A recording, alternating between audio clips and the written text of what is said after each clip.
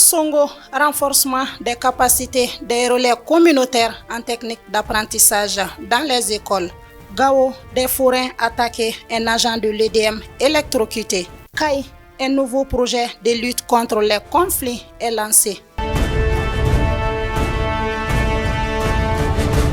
Merci de votre constante fidélité au programme de Gao Info. Mesdames et messieurs, fidèles abonnés, bonsoir et bienvenue dans cette édition d'information.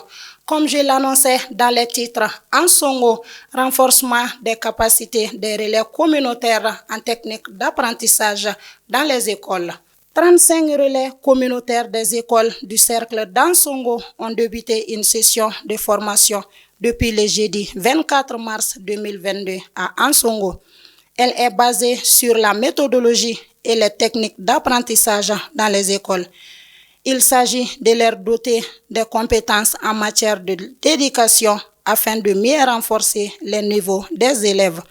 Elle est organisée par le Centre d'animation pédagogique du Cercle d'Ansongo sur financement du projet d'accès à l'éducation pour tous les enfants du Mali, PACETM. Elle prendra fin ce jeudi 27 mars 2022. Gao, des forains attaqués, un agent de l'EDM électrocuté. Des forains en provenance de la foire hebdomadaire de Warabia et région de Gao ont été braqués le mercredi 23 mars 2022 entre le village de Batal et Magnandawai dans la commune rurale de Soni Alibert. Au cours de l'opération, certains ont été blessés. Ces victimes indiquent avoir été dépouillées de tous leurs biens. Les blessés, quant à eux, ont été évacués à l'hôpital de Gao. Le même jour, un agent de l'EDM âgé d'une trentaine d'années a été électrocuté lorsqu'il travaillait sur un réseau électrique avec ses collègues en plein centre-ville. Arrestation de deux présumés djihadistes à Banamba. Deux présumés djihadistes ont été arrêtés dimanche dernier au marché de bétail de Banamba par les forces de défense et de sécurité. Longtemps recherchés, les deux présumés djihadistes vivaient dans les cercles clandestinement, selon des sources locales. Doha, le Premier ministre Dr Choguel Koukala Maïga décroche un financement de 15 milliards de francs CFA. Le chef du gouvernement malien en mission à Doha, au Qatar, n'a pas connu de répit dans les contacts avec les autorités qataristes. Après le ministre des Finances et celui de l'Emploi, le Premier ministre a rencontré les responsables du Fonds qatariste pour le développement. À tous ses interlocuteurs, le chef du gouvernement a plaidé pour un appui au Mali.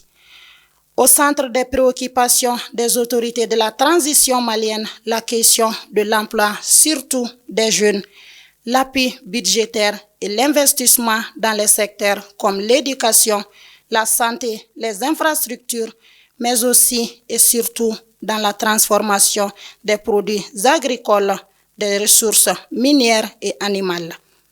Les autorités du gouvernement qatariste et celles du Fonds qatariste se sont engagées aux côtés du gouvernement malien pour le financement de tout projet qui leur sera soumis.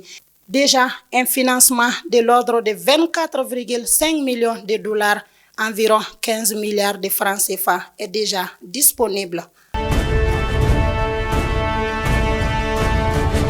Kai, lancement de la journée nationale de la courtoisie sur la route.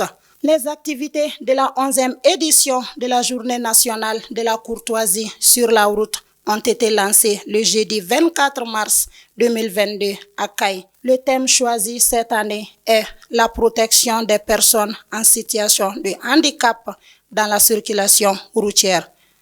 La cérémonie de lancement a enregistré la présence des forces vives de la région. Elle est organisée par l'antenne régionale de l'Agence nationale de la sécurité routière, ANASER.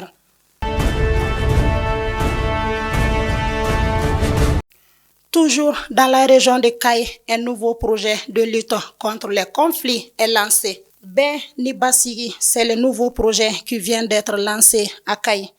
Son objectif est de renforcer la résilience des communautés face aux conflits et à la violence. Ce projet interviendra notamment à Djema, à Nyoron du Sahel et à Yelimani. Elle est mise en œuvre par Mercy Corps et est financée par l'Union européenne. Kita enfin de l'eau potable à Kantila, un ouf de soulagement pour les populations de ce village. Le village de Kantila, dans la commune rurale de Tambaga, à 36 km de Kita, a inauguré dimanche 20 mars dernier une pompe à motricité humaine. Cette infrastructure a été réalisée sur un financement du budget national. Les habitants ont apprécié le geste qui, selon eux, va améliorer la santé des populations. Les autorités politiques et administratives de la commune ont pris part à la réception provisoire de l'infrastructure. Recensement des préoccupations de la population, le Conseil économique, social et culturel à Nyoron du Sahel. Une mission du Conseil économique, social et culturel séjourne à Nyoron du Sahel depuis 24 mars 2022. Elle a rencontré la société civile, les collectivités territoriales, les responsables administratifs et politiques et les forces de défense et de sécurité des cercles de Djema et Nyoron du Sahel. L'objectif, selon les responsables de la mission, est de recueillir les problèmes dans tous les secteurs de développement et de proposer ensemble des pistes de solutions. Ainsi s'achève ce journal d'information. Merci de l'avoir suivi. Restez connectés. Le programme continue sur Gao Info.